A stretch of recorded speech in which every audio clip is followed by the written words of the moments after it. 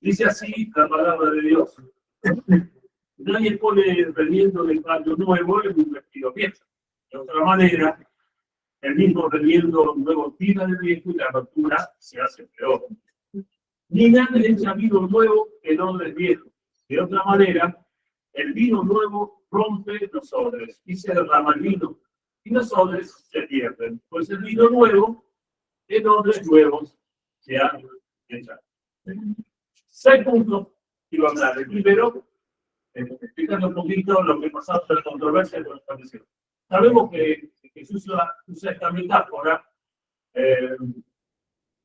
por el problema que se produce con los fariseos, los discípulos de la Bautista, que ayunaban y reprochan de alguna manera que los discípulos de Jesús no ayunaban.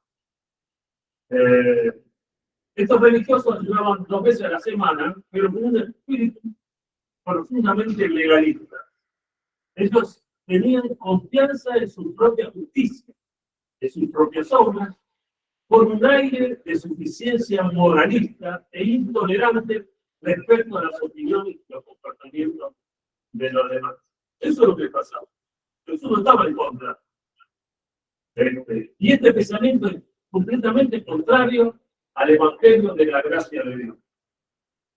Repito, Jesús no está en contra de la ciudad, pero no era el tiempo ni el espíritu con que lo pareció lo hace. Entonces, segundo punto, la radicalidad del Evangelio de la gracia. No es mucho énfasis en la gracia. Pasaje de Marcos se centra en la metáfora, como leímos, del vino nuevo, vestido nuevo. Explicando que la enseñanza de Jesús implica una transformación radical. No se podían remendar las viejas escrituras de la ley y tradición de los pueblos. No se podían. La radicalidad del Evangelio es un concepto que todos y todas deberíamos saber muy bien, y sobre todo los aspirantes al ministerio. Porque la predicación del Evangelio, con su mensaje de gracia, amor y compasión, requiere de nosotros odres nuevos, una apertura del corazón para recibir la novedad que Dios quiere para nosotros cada día. En otras palabras, como afirma la Escritura, la doctrina, y creo que esto se entiende, la doctrina de la ley y la doctrina de la gracia no congenian. En la gracia hay ley, y lo quiero afirmar porque, para que nadie entienda más. La doctrina de la ley, la doctrina de la gracia no congenian. La gracia tiene ley de sí misma. Pero mientras el legalista cree que sus propios méritos al cumplir la ley y su propia justicia le da derecho a recibir la bendición de Dios. Señor, yo fui a la iglesia. En la gracia se cumple la ley también, y más también podría decir. Pero con un espíritu de agradecimiento por lo que Dios hizo, hace y hará. Porque considera, el que está en la gracia, que hagamos lo que hagamos, somos inmerecedores de la bendición de Dios, y los únicos méritos que importan son los de Jesús de Nazaret, de la cruz del Calvario. El apóstol Pablo lo dice muy fuerte en el capítulo 3 de Gálatas, y en esta traducción todavía más dice: Gálatas torpes, ¿quién los ha hechizado a ustedes ante quienes Jesucristo ha sido presentado tan claramente? Solo quiero que me respondan lo siguiente: ¿recibieron el Espíritu por las obras que demanda la ley o por la fe con que aceptaron el mensaje? Tanto son, después de haber comenzado con el Espíritu, pretenden ahora perfeccionarse con esfuerzos humanos. Tanto sufrir para nada, si es que de veras fue para nada. A darle Dios su Espíritu, dice Pablo, o escribe Pablo, y hacer milagros entre ustedes. ¿Lo hace por las obras que demanda la ley o por la fe con que han aceptado el mensaje? Hermanos y hermanas, quiero decirles, o vamos por el camino de la gracia en la ley, o vamos por el camino de la ley. El Evangelio de la gracia nos invita, nos impulsa a un cambio radical y convertirnos a la gracia de Dios. Convertirnos a la gracia de Dios. 3. Un llamado a la conversión permanente. El texto es un llamado a la conversión y a la transformación profunda, verdadera y permanente. No a simple cambios superficiales, no maquinaje. Convertirnos a la gracia de Dios. Dios se va valorando a los años en el ministerio que algunos creyentes, bueno, han creído en Jesús, pero no se han convertido a la gracia. Son buena gente, creen en Jesús, pero no viven en la gracia de Dios. Están en el Antiguo Testamento, aunque hablen de Jesús. Los cristianos, decía un estudio que habla de que se van a tratar como iglesia de conservación e iglesia de visión, que la conversión debe ser un estado permanente en los creyentes, cuanto más en nosotros los ríos.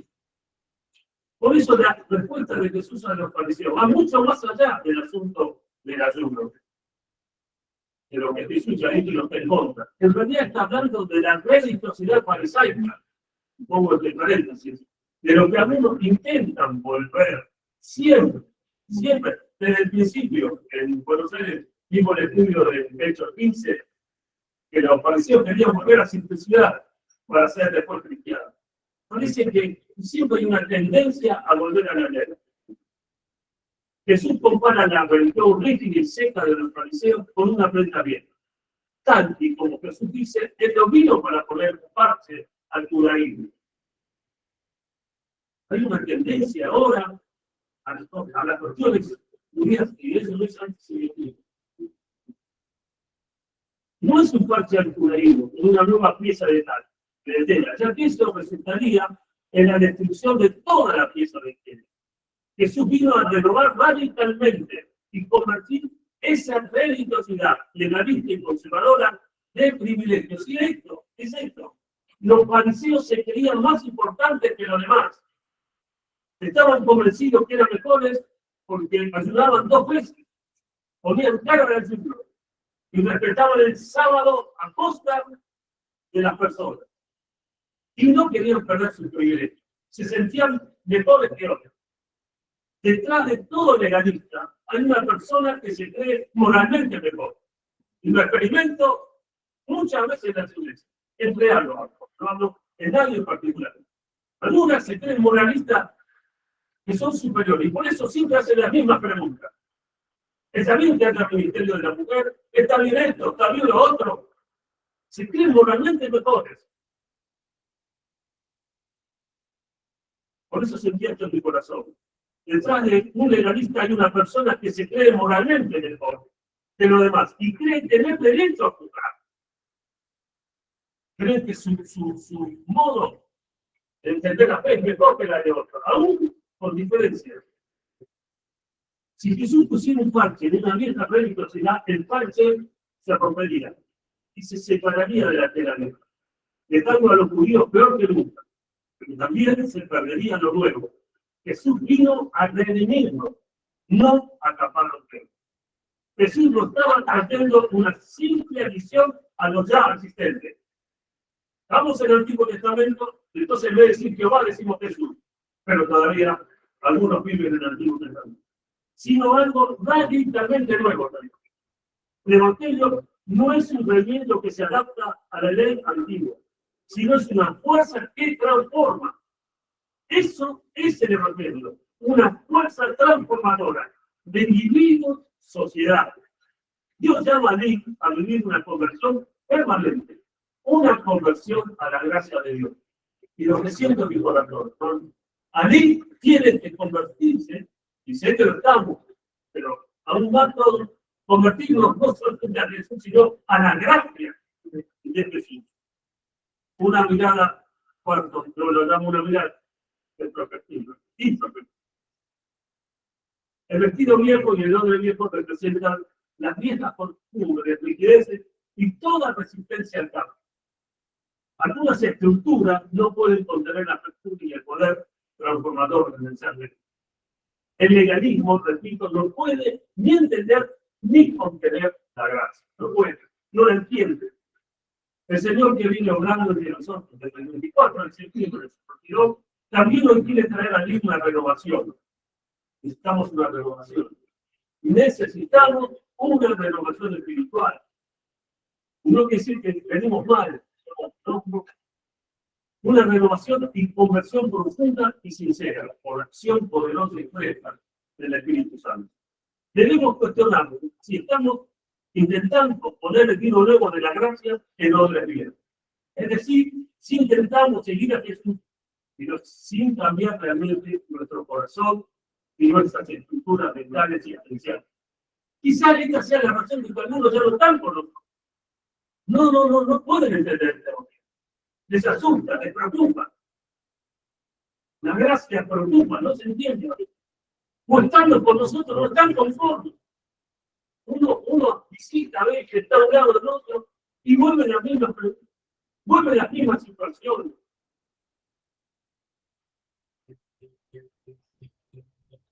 Bueno, hermanos, digo, como ya empezamos, ley y gracia no conviene. La tela nueva, el libro nuevo, son imágenes que nosotros tenemos la Biblia.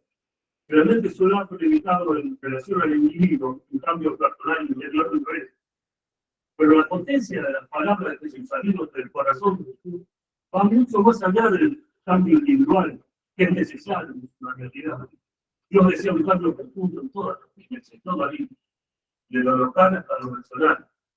Dios tiene un cambio para la gracia de una renovación espiritual, un nuevo mover del Espíritu Santo, que comenzó el 24 de septiembre del 52 y fue renovando de tanto en tanto. Y yo creo que al largo del tiempo necesitamos una renovación espiritual profunda.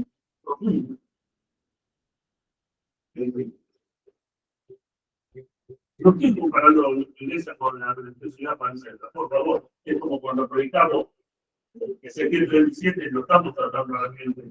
Que eso se lo estamos diciendo, necesitamos un mover del Espíritu Santo. Si no estoy siendo desagradecido por ustedes, por Dios. Hay muchos testimonios en las iglesias que Dios se sigue moviendo en nuestras congregaciones. Esto es una realidad. Pero me refiero que necesitamos una renovación constante de toda, una conversión continua y radical para seguir recibiendo la frescura del Espíritu Santo. Frescura del Espíritu. La frescura de la gracia. La frescura de la gracia. Para no comernos líquidos. La frescura de la gracia para no comernos líquidos. La frescura del Espíritu Santo. La frescura de la gracia para no comernos líquidos. Tampoco estoy diciendo que no estamos convertidos. Yo también estoy hablando del bíblico, la duda de los claros. Sino que decimos que la conversión no es un acto de una sola vez. Es un acto permanente de cambio de la luz. En la realidad es la acción de Dios, en la realidad y en las escrituras de la iglesia. Pablo escribió, no se emborrache con vino que lleva al libertinaje, más bien se lleno del Espíritu Santo. La lengua original significa así, no se emborrache con vino que lleva al libertinaje, sino el lleno permanentemente del Espíritu Santo. Ese permanentemente es la clave. Es la comunión y la renovación permanente para no movernos. Es la conversión permanente a la gracia de Cristo, a su Espíritu Santo, para no volverse de Cristo. Siento que lo que Dios nos está pidiendo, ¿no? En la próxima asamblea hay cambio de la autoridad. Y Dios nos está reclamando. Yo siento en el tema, en el corazón, que Dios nos está pidiendo un cambio profundo. Una conversión permanente, vida en el Espíritu permanente. Jesús confrontó las escrituras antiguas, religiosas, donde se había perdido la razón de ser una comunidad libre y liberadora. Eso es una iglesia. La iglesia es una comunidad libre y liberadora. Libre y liberadora. Jesús proponía salir de la rigidez y ser una comunidad de gracia, llena de vida, de hijos e hijas, más que de conscientes. Hace poco recordamos una aplicación de doctor Daniel Bacaro, Rosario. ¿Algunos se acuerdan? ¿Qué decía? Dame hijos en nombre mundo. Si queremos que la iglesia siga pariendo hijos y hijas, líderes, pastores, diáconos, verdaderos discípulos, tendrá que tener una conversión permanente y radical de personas y estructuras a la gracia de Dios. Porque el legalismo también, como el de los fariseos, produce hijos. Pero realmente produce prosélitos, perdón, prosélitos y fanáticos. Padres fanáticos, hijos fanáticos. Que no entienden la gracia. En cambio, la gracia produce hijos e hijas en la gracia de Dios. Jesús trae un nuevo orden, una nueva justicia, una nueva espiritualidad, donde la religión de su tiempo no daba respuesta a la gente y a sus necesidades. Él vino a reclamar con misericordia y justicia, pero no a delimitar. Era necesario una nueva creación. Las estructuras religiosas de su tiempo no estaban preparadas. Finalmente el paño se rompió, el odre se partió. Llegó el momento que el judaísmo y el cristianismo se separaron de Cristo. Por otro tiempo, sabemos que los paralelos, y había, ¿no?, entre ellos, pero se rompieron. Pero gracias a Dios, hubo hombres y mujeres que entendieron el mensaje de la gracia, que con dificultades y contradicciones, leamos de nuevo Pedro 15, pero así todos pudieron formar una iglesia que, a pesar de tanta dificultad, por un ciclado, fue tan poderosa que era temida por el mismo imperio romano. ¿Por qué persiguió el imperio a los cristianos? Y le tenía miedo. ¿Qué importaba la religión? Nuestra idea del encuentro de la mente. Los cristianos invertían los valores del imperio y ponían el ser humano, a Cristo, un ser humano, a la iglesia. Y eran pobres y esclavos, y eran temidos por el imperio. Sí, nuestra preocupación. Necesitamos nuevos ministros y convertidos a la gracia de Dios. No solo deseo nuevos ministros que lo necesitamos, sino ministros de la gracia. Ministros que ministren la gracia. En allí nos preocupa una pastoral en envejecimiento. Recién hablábamos de algunas edades. Y sí, nos preocupa la falta de nuevos ministros y líderes que puedan tomar la boca. Nos preocupa la falta de vocaciones que en allí nos hacen falta. Estamos preocupados. Pero también necesitamos obreros que puedan poner la mano en el arado y no mirar atrás. Obreros que vivan en la gracia. Que vivamos. Y no dan cuenta si el ministerio es del informe. Si el ministerio es conveniente, es conveniente entrar al ministerio. Si el ministerio me va a facilitar la vida, si empezás en eso, te voy a decir que no. Te la va a complicar. Es maravilloso. Es complicado, pero es maravilloso ser ministro de la vida. Si el ministerio es conveniente, si el ministerio me va a facilitar la vida. Si me conviene o no prepararme y estudiar la palabra, o si tengo perspectiva de llegar al alto cargo en la vida. Si pensamos algo, mejor que no. El llamado del evangelio de la gracia de Dios es un llamado radical, sin entrar en la política. Un llamado radical. Jesús dice en Lucas. Después de esto salió Jesús y se fijó en un recaudador de impuestos llamado Leví, sentado a la mesa donde cobraba. Sígueme, le dijo Jesús. Leví se levantó, dejó todo y le siguió. Mateo. Y les dijo, seguidme, y yo os haré pescadores de hombres. Ellos entonces, llegando al candelabro, le siguieron. Y pasando de allí, vio a dos hermanos, Jacobo y el Zebedeo, y a Juan, hermanos. Estaban en la barca con sus padres Zebedeo, remirando las redes. Y nos llamó, yendo, dejando al instante la barca y a su padre. Le siguieron. No quiere decir que no lo hicieron mal, no lo hicieron mal, sino que dejaron todo. Siguió con esto. Dios mío, Dios quiere hacer algo nuevo en la vida. Quiere renovar toda la iglesia. Sus líderes, sus hombres, mujeres, sus pobres, también nuestros cultos, nuestros cantos, nuestros sermones, nuestros poderes, nuestra reunión, la diaconía, en fin, a todos y a todos.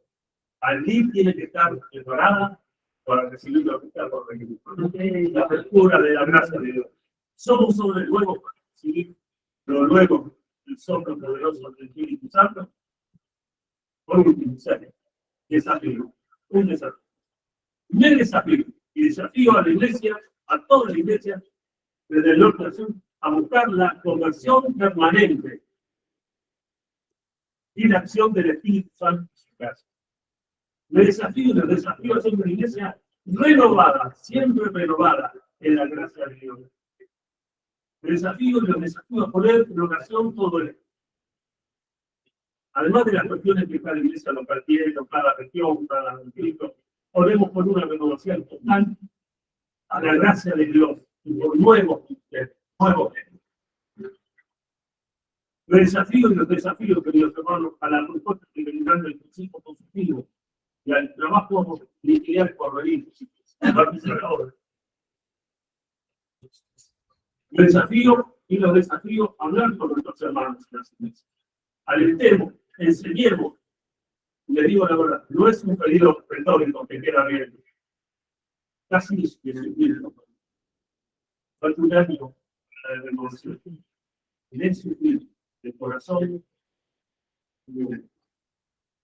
Pastor de todos ustedes, hermanos y hermanas, vayamos por el camino de la gracia. Vayamos por el camino de la gracia y la conversión. Hablemos con nuestro bien. Alentemos. Buscar la renovación del Espíritu Santo. Yo quiero una iglesia de gracia y mucho más grande. Yo quiero una iglesia solidaria. Yo quiero una iglesia donde todos y todas asumamos el sacerdocio universal de todos los creyentes, principio evangélico de Padre y Dios Santo. Yo quiero una iglesia renovada en su pastoral. Dios quiere, donde los más viejos no les hacemos el camino a los más pobres, que ayudemos todos a que sea así. Vamos a orar. Puede estudiar. Y pongamos todo nuestro corazón, hermano. Más allá, puede estar de acuerdo o no, que también puede dudar que necesitamos una renovación. Con todo el corazón debemos hacer. También ahí con su oremos. Amado Dios, nos vuelves a traer al pensamiento que libera. Nos vuelves a traer a la verdad que libera.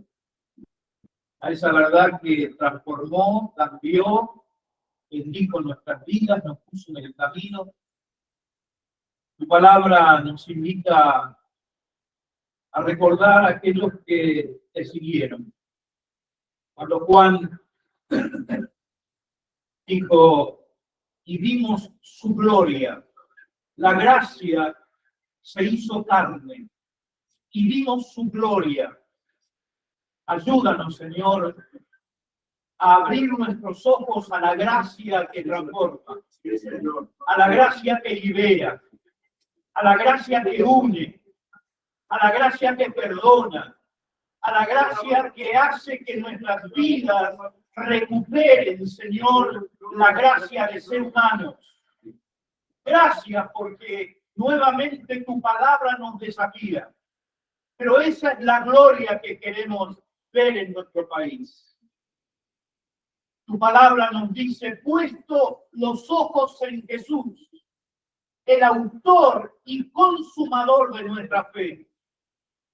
Y sentimos, Señor, dolor y preocupación cuando los ojos de la iglesia o los ojos de los líderes, Señor, se fijan en los megas predicadores. Perdónanos y ayúdanos a volver nuestros ojos a la gracia que perdona, a la gracia que dignifica, a la gracia que sana, que libera y que pone al hombre y a la mujer nuevamente en esa comunión con el Dios que ama, con el Dios que perdona, con el Dios que nos vuelve al camino.